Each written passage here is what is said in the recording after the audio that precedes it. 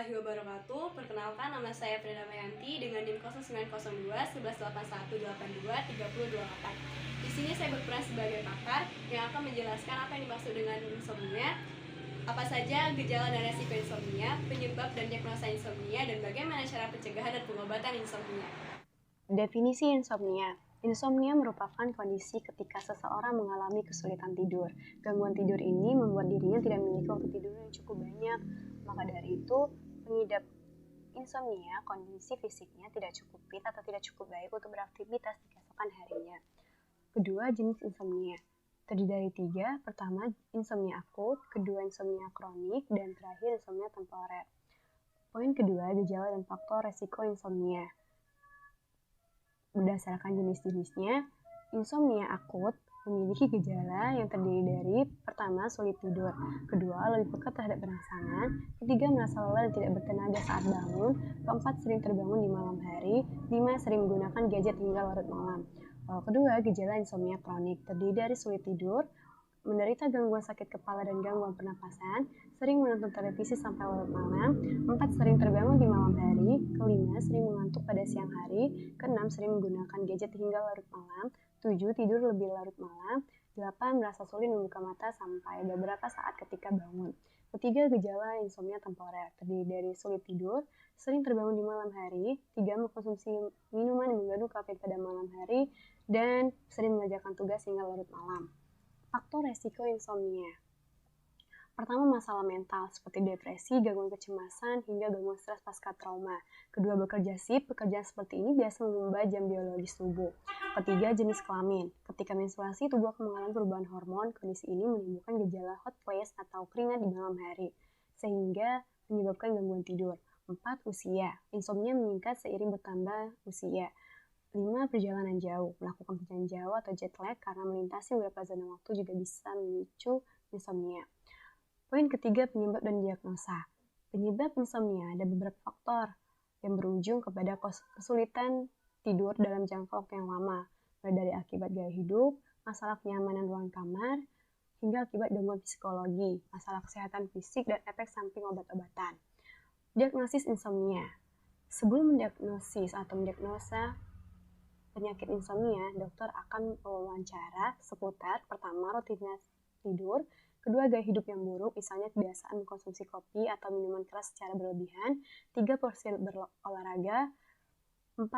Riwayat kesehatan, penyakit yang mungkin diidap, terakhir obat-obatan yang mungkin dikonsumsi. Komplikasi insomnia. Insomnia yang dibiarkan tanpa penanganan berlangsung lama bisa menimbulkan berbagai masalah lainnya, mulai dari menurunkan produktivitas dan konsentrasi hingga gangguan kesehatan mental, hingga memperburuk penyakit kronis seperti tekanan darah tinggi dan penyakit jantung. Poin keempat, pencegahan dan pengobatan insomnia. Insomnia bisa dicegah dengan cara pertama, hindari banyak makan dan minum sebelum tidur.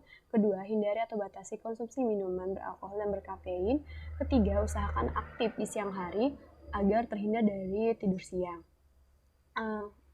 Cara mengobati insomnia. Insomnia bisa diatasi dengan beberapa cara, misalnya penggunaan obat-obatan, suplemen melatonin, terapi perilaku kognitif, atau kombinasi ketiganya. Pengobatan yang dilakukan akan disesuaikan dengan kondisi tiap pasien. Jika memang perlu dan memang sudah agak gimana untuk insomnia, bisa dilakukan. Jika diperlukan, dokter akan memberi pasien obat tidur untuk beberapa minggu. Halo, nama saya Nur Anissa Permata, NIM 0902118181823025. Di sini saya bertugas sebagai perekayasa pengetahuan dalam pembuatan aplikasi sistem pakar. Saya akan membahas tentang representasi pengetahuan. Sebelum itu, dua hal yang harus diperhatikan, yaitu 1. Fakta, berupa keterangan atau kalimat dalam bahasa alami, logika, dan lain-lain dalam domain masalah. Yang kedua itu formula, yaitu bentuk dari representasi bertujuan untuk memecahkan suatu masalah.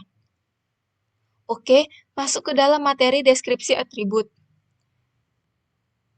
Saya telah membuat tabel berisi nama gejala dan setiap gejalanya diberi kode agar mempermudah dalam mengimplementasikannya ke dalam codingan. Bisa dilihat, itu kodenya.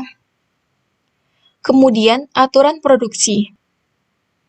Di sini dibuat rule yang menjadi 3 bagian. Untuk rule pertama, dengan kode gejala, if G001 and G002 and G003 and G006 and G008 itu akan menghasilkan kode diagnosanya S01. S01 ini yaitu penyakit insomnia akut. Sama halnya seperti rule 2 dan rule 3. Ada kode gejalanya dan ada kode diagnosanya di sini. Kemudian tambahan, jika pasien tidak memiliki gejala di atas, maka akan diarahkan pada kode S04. S04 ini merupakan solusi untuk gangguan tidur biasa. Kemudian kami di sini menggunakan metode forward chaining, di mana metode yang mengumpulkan fakta-fakta, kemudian baru menyimpulkan hasil prediksinya. Lanjut ke sini, pembuatan pertanyaan ini berdasarkan rule tadi. Kita lihat di sini untuk pertanyaan pertama dengan kode gejala G001. Apakah Anda sulit tidur? Pertanyaan ini akan memasukkan R1, R2, R3 ke dalam antrian. Jika jawabannya itu iya, maka iya ini akan bernilai 1. Maka jawaban itu akan dieksekusi. Karena setiap rule itu memiliki gejala G001, maka dilanjutkan ke pertanyaan yang kedua dengan kode gejala G002. Apakah Anda lebih peka terhadap rangsangan? Nah, sama seperti sebelumnya, pertanyaan ini akan memasukkan R1, R2, R3 ke dalam antrian. Jika jawabannya itu iya, maka iya itu bernilai 1. Kemudian G2 ini akan dieksekusi dan dicek mana yang sesuai. Nah, ternyata hanya di R1 yang memiliki kode gejala G002, sehingga R2 dan R3 itu untuk antrian selanjutnya itu tidak digunakan lagi dan diteruskan oleh R1. Nah, pertanyaan yang selanjutnya itu akan diajukan berdasarkan kode gejala pada rule 1. Nah, di sini untuk pertanyaan yang ketiga, apakah Anda merasa lelah dan tidak bertenaga saat bangun? Ini merupakan kode gejala dari G003. Misalnya iya, proses pertanyaan ini sama seperti sebelumnya. Jika iya, maka akan dilanjutkan ke kode gejala pada rule 1 yang selanjutnya, yaitu G006. Ialah pertanyaan yang keempat ini.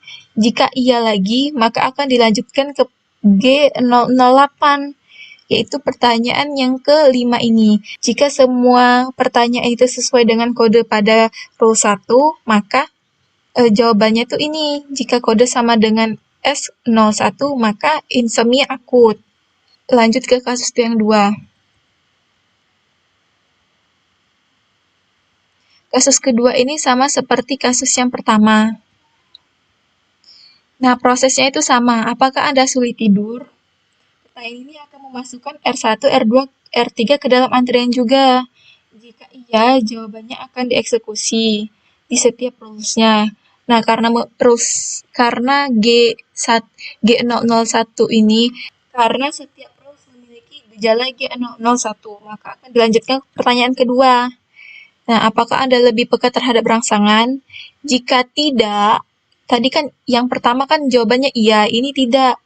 Kalau tidak itu, berarti dia bukan masuk ke dalam rule 1. Rule 1-nya itu akan dihilangkan dari antrian. Kemudian beralih ke rule 2 adanya. Dengan kode gejala G004. Ini pertanyaan dari G004. Prosesnya sama seperti sebelum-sebelumnya. Kemudian kalau jika dia menjawab iya, berarti dia akan merujuk pada kode gejala selanjutnya pada rule 2. Jika semua kode pada rule 2 ini terpenuhi, kode sama dengan S02, maka penyakitnya yaitu insomnia kronis. Lanjut yang kasus yang ketiga. Nah, pada kasus yang ketiga ini cukup sederhana. Jika dia memiliki pertanyaan, apakah Anda sulit tidur? Ini kan pertanyaan Pak yang memiliki kode gejala G001. Berarti pertanyaan ini tidak sesuai dengan kode gejala yang ada pada rules 1, 2, dan 3. Jadi untuk disimpulkan untuk pertanyaan ini dengan kode diagnosa S004. Selanjutnya akan dilanjutkan oleh teman saya. Nama saya Muhammad Wahyu Ramadhani, NIM 0902 118181823166. Di sini saya bertugas sebagai programmer dalam pembuatan aplikasi. Baiklah, nama saya Muhammad Wahyu Ramadhani, NIM 0902 118181823166. Jadi, di sini saya sebagai programmer aplikasi. Aplikasi yang kami buat adalah aplikasi berbasis website, dan bahasa pemrograman yang kami gunakan adalah bahasa PHP. Baiklah, jadi di sini saya akan menjelaskan kode program yang ada pada file fungsi PHP terlebih dahulu, di mana fungsi di sini sebagai implementasi dari rule yang ada pada sistem penentuan keputusan dan sistem pakar yang kami buat. Jadi di sini kami membuat fungsi dengan parameter kode, di mana fungsi ini berguna untuk penentuan keputusan penyakit berdasarkan gejala yang dialami pasien. Di mana kondisinya berdasarkan rule yang telah ditentukan bahwa untuk dapat mendiagnosa penyakit insomnia yang termasuk ke insomnia kronis, akut, ataupun temporer, kondisinya adalah semua gejala harus terpenuhi. Jika salah satu gejala yang dialami tidak termasuk, maka tidak dapat didiagnosa apakah itu termasuk insomnia kronis, temporer, ataupun akut. Sehingga logika yang digunakan adalah dan. Di sini kami menggunakan metode forward chaining, di mana ketika suatu kondisi tidak memenuhi suatu rule, maka tidak dapat didiagnosa. Kode-kode seperti G001 adalah kode pertanyaan yang berdasarkan pada tabel pertanyaan yang sudah kami input terlebih dahulu pada database. Jadi, di sini kami membuat fungsi answer dengan parameter kode, di mana variabel kode ini telah diinisialisasikan pada file question.php. Jadi, berdasarkan rule yang telah ada, terdapat 3 rule. Untuk rule pertama, yaitu insomnia akut dapat didiagnosa ketika memenuhi kondisi gejala G001 dan G002 dan G003 dan G006 dan G008. Sehingga apabila tidak memenuhi salah satu dari gejala tersebut, maka rule 1 tidak terpenuhi. Opsi ya menunjukkan bahwa user yang melakukan input memenuhi kondisi dari setiap pertanyaan. Di kode ini, untuk rule pertama, apabila user berturut-turut memilih opsi ya, maka akan diarahkan pada diagnosa 1, yaitu insomnia akut. Di mana insomnia akut ini kode penyakitnya adalah S01. Apabila tidak, berhubung pada semua rule 1, 2, dan 3 harus memenuhi dahulu kondisi G001 sesuai dengan rule yang telah ditentukan sebelumnya. Jika tidak, maka langsung diarahkan pada kondisi S04, di mana kondisi S04 ini adalah menyimpulkan bahwa user tidak mengalami 3 jenis dari insomnia tersebut. Jadi di sini dikarenakan kita memastikan dulu rule pertama apakah terpenuhi, maka yang diproses adalah rule pertama terlebih dahulu. Nah, di sini ada kondisi pada G2, di mana ketika user, di sini ada kondisi pada G2 di mana ketika user tidak mengalami gejala G2, Nah, di sini ada kondisi pada G002 di mana ketika user tidak mengalami gejala G002, maka user diarahkan ke pertanyaan dengan kode G004, sehingga otomatis rule 1 disimpulkan tidak terpenuhi dan diarahkan ke rule 2. Karena rule 2 masih memenuhi untuk kondisi yang pertama, yaitu gejala 1 dengan kode G001. Begitu juga selanjutnya yang rule 3. Apabila rule 2 tidak terpenuhi, maka diarahkan ke rule 3. Namun apabila semua kondisi tidak memenuhi aturan rule 1, 2, dan 3, maka user didiagnosa tidak mengalami insomnia akut, temporer, maupun kronik. Di sini kami membuat gejala dengan kode ada yang G001, G001 strip 2, dan G0013, namun dengan isi pertanyaan yang sama pada database. Hal ini dikarenakan apabila digunakan kode yang sama, maka rule akan rancu apakah masih berada pada rule 1, 2, ataupun 3. Selanjutnya adalah fungsi kesimpulan dengan parameter penyakit yang gunanya untuk menghubungkan ke tabel TB underscore kesimpulan pada database yang telah kami buat dan mengambil kesimpulan berdasarkan fakta atau pertanyaan sebelumnya pada fungsi answer. Yang selanjutnya adalah fungsi solusi dengan parameter kode yang berguna untuk pengambilan keputusan diagnosa penyakit dengan cara dipanggil ke fungsi answer sebelumnya yang telah dibuat. Untuk yang file selanjutnya adalah hapus session. Seperti biasa, ini untuk menghentikan sesi. File hapus.php untuk apabila ingin menghapus salah satu kesimpulan yang telah diinput ke dalam database. File index.php berupa file untuk tampilan home, tampilan awal. Sini kami menggunakan Bootstrap dan CSS. Ini untuk bagian form login. Koneksi.php untuk menyambungkan ke database. File login pakar.php untuk halaman login admin atau pakar. File navbar.php untuk bagian navbar pada halaman website, dan file pakar home.php untuk halaman home pada bagian halaman admin atau pakar yang ingin menambahkan fakta baru terkait penyakit. Baiklah, mungkin itu sekian dari saya, akan dilanjutkan oleh teman saya. Selanjutnya ada pakar sidebar.php, di mana pada file ini terhubung dengan file index.php. Ketika kita mengklik button kembali ke halaman utama, maka sistem akan menampilkan halaman home. Proses login.php. Proses login.php ini merupakan form login untuk admin. Di dalamnya terdapat kode session untuk mengetahui ketika admin melakukan input username atau password. Ketika ada kesalahan, session akan memberikan peringatan untuk memastikan kembali username dan password itu sudah benar atau belum. Proses logout.php.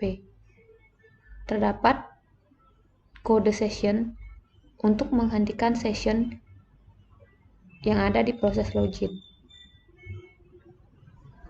Question.php. Question.php ini berisikan kode-kode Bootstrap dan CSS. Kemudian terdapat juga kode untuk form login user, di mana di dalamnya user diminta untuk menambahkan nama dan umur yang diatur oleh session. Simpan session.php. Simpan session.php berisi kode untuk menyimpan semua data-data yang dimasukkan oleh user. Solusi.php. Solusi.php ini berisikan kode-kode Bootstrap dan CSS untuk melengkapi tampilan. Kemudian ada session untuk session ini digunakan untuk memberikan peringatan ketika ada kesalahan. Ketika user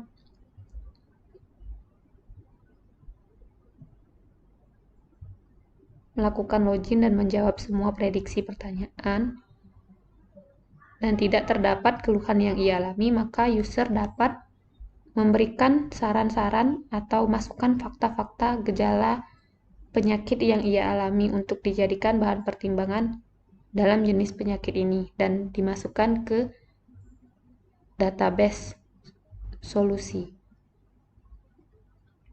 Tentang penyakit.php, file ini terhubung dengan navbar, di mana tampilan pada tentang penyakit ini merupakan tampilan untuk user mengetahui tentang penyakit-penyakit insomnia. Tentang sistem.php, kodenya berisi deskripsi-deskripsi yang menampilkan tentang sistem penyakit insomnia ini. Terima.php. Terima.php ini menginclude koneksi.php, di mana di dalam terima.php inilah kesimpulan-kesimpulan dari data user dan pertanyaan user, jawaban dari user akan disimpan.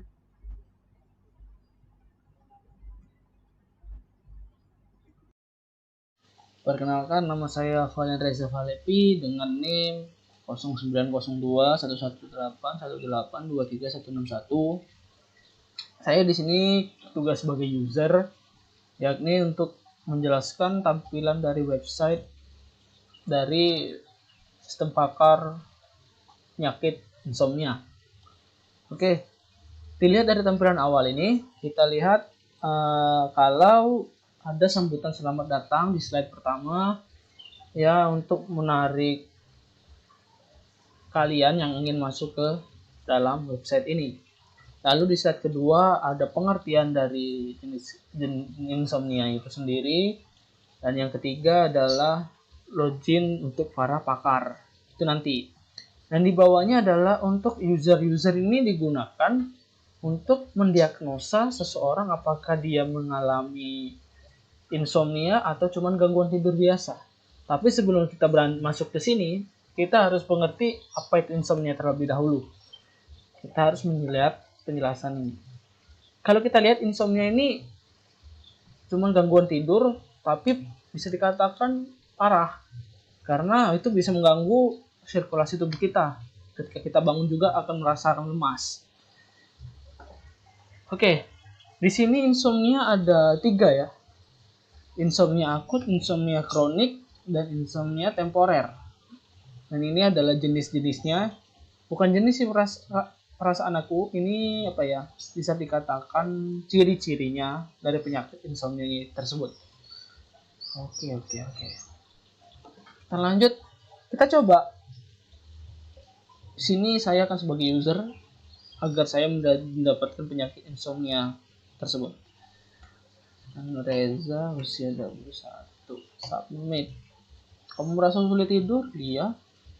Tapi perkara posisinya tidak. Kamu menderita gangguan sakit kepala?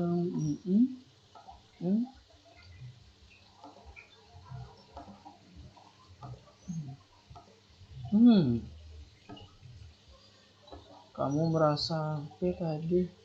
Oke, saya mendapatkan jawaban hasil prediksi insomnia kronik.